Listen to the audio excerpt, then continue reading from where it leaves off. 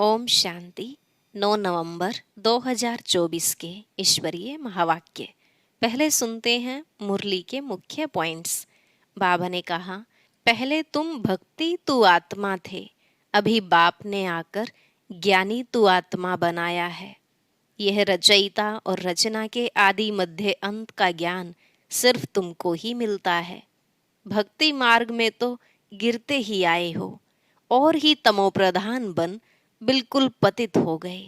भगवान बाप आकर तुम पतितों को फिर से पावन बनाते हैं। पावन बनेंगे तो देवता बन जाएंगे। फिर बाबा ने कहा, राम राज्य में सब निर्विकारी होंगे। यहाँ तो विकारी ही विकारी हैं। वहाँ दैवी गुणों वाले मनुष्य हैं, यहाँ आसुरी गुणों वाले। इसलिए बाप समझाते, इन 5 विकारों पर जीत पाकर तुम्हें फिर से मनुष्य से देवता बनना है। जब भी बैठते हो तो अपने को आत्मा समझ बाप को याद करो। यह बाप तुमको कितना ऊंच बनाने आए हैं। अभी तुम बाप और दादा दोनों को याद करते हो। इस ब्रह्मा तन में ही शिव बाबा है ना, इसलिए ब्रह्मा बिगर शिव बाबा कैसे याद पड़ेगा। लास्ट में बाबा ने कहा, तुम्हारी बुद्धि में सारा दिन यही रहना चाहिए कि हम असल रहवासी ब्रह्म महतत्व के हैं, जिसको निर्वाण धाम वानप्रस्थ भी कहा जाता है। वह शांति धाम बहुत मीठा धाम है। रोज रोज बाप तुमको जो सुनाते हैं, यह मीठी मीठी बातें तुम्हें बहुतों को समझानी हैं। अब सुनते हैं महावाक्यों को विस्तार से। बाबा ने कहा, मीठे बच्चे, बाप आया है तुम बच्चों को भक्ति तू आत्मा से ज्ञानी तू आत्मा बनाने, पतित से पावन बनाने। प्रश्न, ज्ञानवान बच्चे किस चिंतन में सदा रहते हैं? उत्तर, मैं अविनाशी आत्मा हूँ। यह शरीर विनाशी है। मैंने 84 शरीर धारण किए हैं। अब यह अंतिम जन्म है। आत्मा कभी छोटी बड़ी नहीं होती है, शरीर ही छोटा बड़ा होता है। यह आंखें शरीर में हैं, लेकिन इनसे देखने वाली मैं आत्मा हूँ। बाबा आत्माओं को ही ज्ञान का तीसरा नेत्र देते हैं। वह भी जब तक शरीर का आधार न ले तब तक पढ़ा नहीं सकते। ऐसा चिंतन ज्ञानवान बच्चे सदा करते हैं। ओम शांति। यह किसने कहा? आत्मा ने, अविनाशी आत्मा ने कहा शरीर द्वारा। शरीर और आत्मा में कितना फर्क है।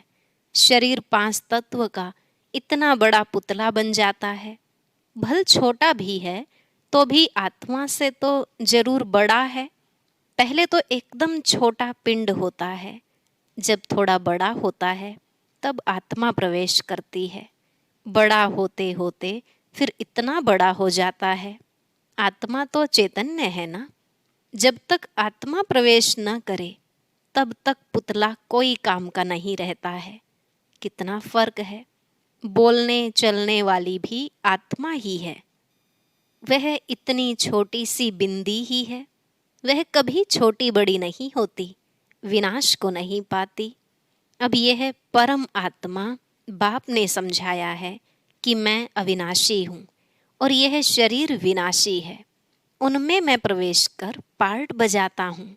यह बातें तुम अभी चिंतन में लाते हो। आगे तो न आत्मा को जानते थे न परमात्मा को जानते थे। सिर्फ कहने मात्र कहते थे, हे परम पिता परमात्मा। आत्मा भी समझते थे, परंतु फिर कोई ने कहा तुम परमात्मा हो। यह किसने बतलाया? इन भक्ति मार्ग के गुरुओं और शास्त्रों ने। सतयुग में तो कोई बतलाएंगे नहीं। अभी बाप ने समझाया है, तुम मेरे बच्चे हो। आत्मा नेचुरल है, शरीर अननेचुरल मिट्टी का बना हुआ है। जब आत्मा है तो बोलती चालती है। अभी तुम बच्चे जानते हो, हम आत्माओं को बाप आकर समझाते हैं। निराकार शिव बाबा इस संगम युग पर ही इस शरीर द्वारा आकर सुनाते हैं। यह आंखें तो शरीर में रहती ही हैं। अभी बाप ज्ञान चक्षु देते हैं। आत्मा में ज्ञान नहीं है तो अज्ञान चक्षु है। बाप आते हैं तो आत्मा को ज्ञान चक्षु मिलते हैं। आत्मा ही सब कुछ करती है। आत्मा कर्म करती है शरीर द्वारा। अभी तुम बच्चे समझते हो बाप ने यह शरीर धारण किया है। अपना भी राज बताते हैं। सृष्टि के आदि मध्य अंत का राज भी बताते हैं। सारे नाटक का भी नॉलेज देते हैं। आगे तुमको कुछ भी पता नहीं था। हाँ, नाटक जरूर है। सृष्टि का चक्र फिरता है, परंतु कैसे फिरता है यह कोई नहीं जानते हैं। रचयिता और रचना के आदि मध्य अंत का ज्ञान अभी तुमको मिलता है। बाकी तो सब है भक्ति। बाप ही आकर तुमको ज्ञानी तू आत्मा बनाते हैं। आगे तुम भक्ति तू आत्मा थे। तू आत्मा भक्ति करते थे। अभी तुम आत्मा ज्ञान सुनते हो। भक्ति को कहा जाता है अंधियारा। ऐसे नहीं कहेंगे भक्ति से भगवान मिलता है। बाप ने समझाया है भक्ति का भी पार्ट है, ज्ञान का भी पार्ट है। तुम जानते हो हम भक्ति करते थे तो कोई सुख नहीं था। भक्ति करते धक्का खाते रहते थे, बाप को ढूंढते थे। अभी समझते हो यज्ञ तप दान पुण्य आदि जो कुछ करते थे, ढूंढते ढूंढते धक्का खाते खाते तंग हो जाते हैं, तमो प्रधान बन जाते हैं। क्योंकि गिरना होता है ना, झूठे काम करना, छीछी होना होता है। पतित भी बन गए। ऐसे नहीं कि पावन होने के लिए भक्ति करते थे। भगवान से पावन बनने बिगर हम पावन दुनिया में जा नहीं सकेंगे। ऐसे नहीं कि पावन बनने बिगर भगवान से नहीं मिल सकते। भगवान को तो कहते हैं आकर पावन बनाओ। पतित ही भगवान से मिलते हैं पावन होने के लिए। पावन से तो भगवान मिलता नहीं। सतयुग में थोड़े ही इन लक्ष्मी नारायण से भगवान मिलता है। भगवान आकर के तुम पतितों को पावन बनाते हैं और तुम यह शरीर छोड़ देते हो। पावन तो इस तमो प्रधान पतित सृष्टि में रह नहीं सकते। बाप तुमको पावन बनाकर गुम हो जाते हैं। उनका पार्ट ही ड्रामा में वंडरफुल है। जैसे आत्मा देखने में आती नहीं है, भल साक्षात्कार होता है तो भी समझ न सके। और तो सबको समझ सकते हैं, यह फलाना है, यह फलाना है, याद करते हैं, चाहते हैं फलाने का चैतन्य में साक्षात्कार हो, और तो कोई मतलब नहीं। अच्छा, चैतन्य में देखते हो फिर क्या, साक्षात्कार हुआ फिर तो गुम हो जाएगा। अल्पकाल क्षण भंगुर सुख की आश पूरी होगी, उसको कहा जाएगा अल्पकाल क्षण भंगुर सुख। साक्षात्कार की चाहना थी, वह मिला। बस यहाँ तो मूल बात है पतित से पावन बनने की। पावन बनेंगे तो देवता बन जाएंगे, अर्थात स्वर्ग में चले जाएंगे। शास्त्रों में तो कल्प की आयु लाखों वर्ष लिख दी है। समझते हैं कलयुग में अजुन 40,000 वर्ष पड़े हैं। बाबा तो समझाते हैं सारा कल्प ही 5,000 वर्ष का है। तो मनुष्य अंधियारे में है ना, उसको कहा जाता है घोर अंधियारा। ज्ञान कोई में है नहीं, वह सब है भक्ति। रावण जब से आता है तो भक्ति भी उनके साथ है, और जब बाप आते हैं तो उनके साथ ज्ञान है। बाप से एक ही बार ज्ञान का वर्षा मिलता है, घड़ी घड़ी नहीं मिल सकता। वहाँ तो तुम कोई को ज्ञान देते नहीं, दरकार ही नहीं। ज्ञान उनको मिलता है जो अज्ञान में है। बाप को कोई भी जानते ही नहीं। बाप को गाली देने बिगर कोई बात ही नहीं करते। यह भी तुम बच्चे अभी समझते हो। तुम कहते हो ईश्वर सर्वव्यापी नहीं है, वह हम आत्माओं का बाप है। और वह कहते कि नहीं, परमात्मा ठिक्कर भीतर में है। तुम बच्चों ने अच्छी तरह समझा है, भक्ति बिल्कुल अलग चीज है। उनमें जरा भी ज्ञान नहीं होता। समय ही सारा बदल जाता है। भगवान का भी नाम बदल जाता है, फिर मनुष्यों का भी नाम बदल जाता है। पहले कहा जाता है देवता, फिर क्षत्रिय, वैश्य, शूद्र, वह दैवी गुणों वाले मनुष्य हैं और यह हैं आसुरी गुणों वाले मनुष्य। बिल्कुल छी छी हैं। गुरु नानक ने भी कहा है, असंख्य चोर। मनुष्य कोई ऐसा कहे तो उनको झट कहेंगे, तुम यह क्या गाली देते हो। परंतु बाप कहते हैं, यह सब आसुरी संप्रदाय हैं। तुमको क्लियर कर समझाते हैं। वह रावण संप्रदाय, वह राम संप्रदाय। गांधी जी भी कहते थे, हमको राम राज्य चाहिए। राम राज्य में सब निर्विकारी हैं, रावण राज्य में सब विकारी हैं। इनका नाम ही है वैशाल्य। रौरव नर्क है ना। इस समय के मनुष्य विषय वैतरणी नदी में पड़े हैं। मनुष्य, जानवर आदि सब एक समान हैं। मनुष्य की कोई भी महिमा नहीं है। 5 विकारों पर तुम बच्चे जीत पाकर मनुष्य से देवता पद पाते हो। बाकी सब खत्म हो जाते हैं। देवताएं सतयुग में रहते थे, अभी इस कलयुग में असुर रहते हैं। असुरों की निशानी क्या है? 5 विकार। देवताओं को कहा जाता है संपूर्ण निर्विकारी और असुरों को कहा जाता है संपूर्ण विकारी। वह है 16 कला संपूर्ण और यहाँ 9 कला। सबकी कला काया चट हो गई है। अब यह बाप बच्चों को बैठ समझाते हैं। बाप आते भी हैं पुरानी आसुरी दुनिया को चेंज करने। रावण राज्य वैशाल्य को शिवालय बनाते हैं। उन्होंने तो यहाँ ही नाम रख दिए, त्रिमूर्ति हाउस, त्रिमूर्ति रोड। आगे थोड़े ही यह नाम थे। अब होना क्या चाहिए? यह सारी दुनिया किसकी है? परमात्मा की है ना। परमात्मा की दुनिया है जो आधा कल्प पवित्र, आधा कल्प अपवित्र रहती है। क्रिएटर तो बाप को कहा जाता है ना, तो उनकी ही यह दुनिया हुई ना। बाप समझाते हैं, मैं ही मालिक हूँ। मैं बीज रूप चैतन्य ज्ञान का सागर हूँ। मेरे में सारा ज्ञान है और कोई में नहीं। तुम समझ सकते हो, इस सृष्टि चक्र के आदि मध्य अंत का नॉलेज बाप में ही है। बाकी तो सब हैं गपोड़े। मुख्य गपोड़ा बहुत खराब है, जिसके लिए बाप उल्हना देते हैं। तुम मुझे ठिक्कर भीतर कुत्ते बिल्ली में समझ बैठे हो। तुम्हारी क्या दुर्दशा हो गई है। नई दुनिया के मनुष्यों और पुरानी दुनिया के मनुष्यों में रात दिन का फर्क है। आधा कल्प से लेकर अपवित्र मनुष्य पवित्र देवताओं को माथा टेकते हैं। यह भी बच्चों को समझाया है। पहले पहले पूजा होती है शिव बाबा की। जो शिव बाबा ही तुमको पुजारी से पूज्य बनाते हैं। रावण तुमको पूज्य से पुजारी बनाते हैं। फिर बाप ड्रामा प्लान अनुसार तुमको पूज्य बनाते हैं। रावण आदि यह सब नाम तो है ना। दशहरा जब मनाते हैं तो कितने मनुष्यों को बाहर से बुलाते हैं, परंतु अर्थ कुछ नहीं समझते। देवताओं की कितनी निंदा करते हैं। ऐसी बातें तो बिल्कुल है नहीं। जैसे कहते हैं ईश्वर नाम रूप से न्यारा है, अर्थात नहीं है। वैसे यह जो कुछ खेल आदि बनाते हैं वह कुछ भी है नहीं।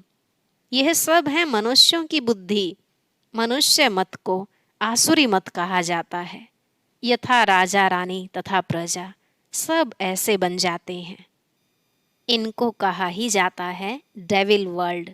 सब एक दो को गाली देते रहते हैं। तो बाप समझाते हैं, बच्चे जब बैठते हो तो अपने को आत्मा समझ बाप को याद करो। तुम अज्ञान में थे तो परमात्मा को ऊपर में समझते थे। अभी तो जानते हो बाप आया हुआ है तो तुम ऊपर में नहीं समझते हो। तुमने बाप को यहाँ बुलाया है इस तन में। तुम जब अपने अपने सेंटर्स पर बैठते हो तो समझेंगे शिव बाबा मधुबन में इनके तन में है। भक्ति मार्ग में तो परमात्मा को ऊपर में मानते थे। हे भगवान, अभी तुम बाप को कहाँ याद करते हो? क्या बैठकर करते हो? तुम जानते हो ब्रह्मा के तन में है तो जरूर यहाँ याद करना पड़ेगा। ऊपर में तो है नहीं, यहाँ आया हुआ है पुरुषोत्तम संगम युग पर। बाप कहते हैं, तुमको इतना उच्च बनाने मैं यहाँ आया हूँ। तुम बच्चे यहाँ याद करेंगे, भक्त ऊपर में याद करेंगे। तुम भल विलायत में होंगे तो भी कहेंगे ब्रह्मा के तन में शिव बाबा है। तन तो जरूर चाहिए ना। कहाँ भी तुम बैठे होंगे तो जरूर यहाँ याद करेंगे। ब्रह्मा के तन में ही याद करना पड़े। कई बुद्धिहीन ब्रह्मा को नहीं मानते हैं। बाबा ऐसे नहीं कहते ब्रह्मा को याद न करो। ब्रह्मा बिगर शिव बाबा कैसे याद पड़ेगा। बाप कहते हैं, मैं इस तन में हूँ, इसमें मुझे याद करो। इसलिए तुम बाप और दादा दोनों को याद करते हो। बुद्धि में यह ज्ञान है, इनकी अपनी आत्मा है। शिव बाबा को तो अपना शरीर नहीं है। बाप ने कहा है, मैं इस प्रकृति का आधार लेता हूँ। बाप बैठ सारे ब्रह्मांड और सृष्टि के आदि मध्य अंत का राज समझाते हैं। और कोई ब्रह्मांड को जानते ही नहीं। ब्रह्म जिसमें हम और तुम रहते हो, सुप्रीम बाप, नॉन सुप्रीम आत्माएं रहने वाली उस ब्रह्मलोक शांति धाम की हैं। शांति धाम बहुत मीठा नाम है। यह सब बातें तुम्हारी बुद्धि में हैं। हम असुल के रहवासी ब्रह्म महतत्व के हैं, जिसको निर्वाण धाम वानप्रस्थ कहा जाता है। यह बातें अभी तुम्हारी बुद्धि में हैं। जब भक्ति है तो ज्ञान का अक्षर नहीं। इनको कहा जाता है पुरुषोत्तम संगम युग। जबकि चेंज होती है, पुरानी दुनिया में असुर रहते हैं, नई दुनिया में देवताएं रहते हैं, तो उनको चेंज करने के लिए बाप को आना पड़ता है। सतयुग में तुमको कुछ भी पता नहीं रहेगा। अभी तुम कलयुग में हो तो भी कुछ पता नहीं है। जब नई दुनिया में होंगे तो भी इस पुरानी दुनिया का कुछ पता नहीं होगा। अभी पुरानी दुनिया में हो तो नई का मालूम नहीं है। नई दुनिया कब थी पता नहीं, वह तो लाखों वर्ष कह देते हैं। तुम बच्चे जानते हो, बाप इस संगम युग पर ही कल्प कल्प आते हैं, आकर इस वैरायटी झाड़ का राज समझाते हैं। और यह चक्र कैसे फिरता है वह भी तुम बच्चों को समझाते हैं। तुम्हारा धंधा ही है यह समझाने का। अब एक एक को समझाने से तो बहुत टाइम लग जाए, इसलिए अभी तुम बहुतों को समझाते हो, बहुत समझते हैं। यह मीठी मीठी बातें फिर बहुतों को समझानी है। तुम प्रदर्शनी आदि में समझाते हो ना, अब शिव जयंती पर और भी अच्छी रीति बहुतों को बुलाकर समझाना है। खेल की ड्यूरेशन कितनी है तुम तो एक्यूरेट बताएंगे। यह टॉपिक्स हुई, हम भी यह समझाएंगे। तुमको बाप समझाते हैं ना, जिससे तुम देवता बन जाते हो। जिससे तुम समझकर देवता बनते हो, वैसे औरों को भी बनाते हो। बाप ने हमको यह समझाया है। हम किसकी ग्लानि आदि नहीं करते हैं, हम बतलाते हैं। ज्ञान को सद्गति मार्ग कहा जाता है। एक सतगुरु ही है पार करने वाला। ऐसे ऐसे मुख्य पॉइंट्स निकाल कर समझाओ। यह सारा ज्ञान बाप के सिवाय कोई दे नहीं सकता है। अच्छा, मीठे मीठे सिकिलधे बच्चों प्रति माता पिता बाप दादा का याद प्यार और गुड मॉर्निंग। रूहानी बाप की रूहानी बच्चों को नमस्ते। रूहानी बच्चों की रूहानी बाप दादा को नमस्ते नमस्ते, गुड मॉर्निंग, शुक्रिया बाबा, शुक्रिया। धारणा के लिए मुख्य सार। पहला पॉइंट, पुजारी से पूज्य बनने के लिए संपूर्ण निर्विकारी बनना है। ज्ञानवान बन स्वयं को स्वयं ही चेंज करना है। अल्पकाल सुख के पीछे नहीं जाना है। दूसरा, बाप और दादा दोनों को ही याद करना है। ब्रह्मा बिगर शिव बाबा याद आ नहीं सकता। भक्ति में ऊपर याद किया, अभी ब्रह्मा तन में आया है तो दोनों ही याद आने चाहिए। आज का वरदान, हर कर्म में विजय का अटल निश्चय और नशा रखने वाले अधिकारी आत्मा भव। हर कर्म में विजय का अटल निश्चय और नशा रखने वाले अधिकारी आत्मा भव। बाबा ने कहा, विजय हमारा जन्मसिद्ध अधिकार है। इस स्मृति से सदा उड़ते चलो। कुछ भी हो जाए, ये स्मृति में लाओ कि मैं सदा विजयी हूँ। क्या भी हो जाए, यह निश्चय अटल हो। नशे का आधार है ही निश्चय। निश्चय कम तो नशा कम। इसलिए कहते हैं निश्चय बुद्धि विजयी। निश्चय में कभी कभी वाले नहीं बनना। अविनाशी बाप है तो अविनाशी प्राप्ति के अधिकारी बनो। हर कर्म में विजय का निश्चय और नशा हो। स्लोगन: बाप के स्नेह की छत्र छाया के नीचे रहो तो कोई भी विघ्न ठहर नहीं सकता।